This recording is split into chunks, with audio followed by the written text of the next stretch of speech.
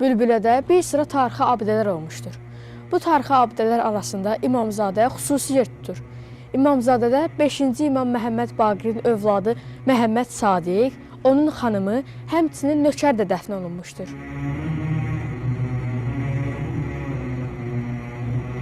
İmamzadə kompleksi 1937-ci ildə dağıdılıb və sonra yerində uşaq evi inşa edilib.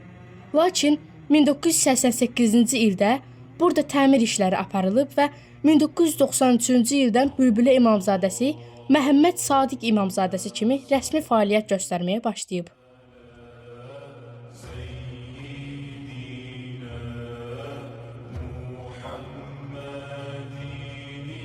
Deyilənə görə, ötən əsrlərdə Məhəmməd Peyğəmbərin ailəsində olan təzyiqlərdən sonra Baqir, yəni elmləri yaran təxəllüsü alan Əhl-i Beyt nümayəndəsi 5-ci İmam Məhəmməd Baqirin 5 oğlundan biri, İmamzadə Məhəmməd Sadiq və onun xanımı, nökəri buraya qədəm qoyurlar.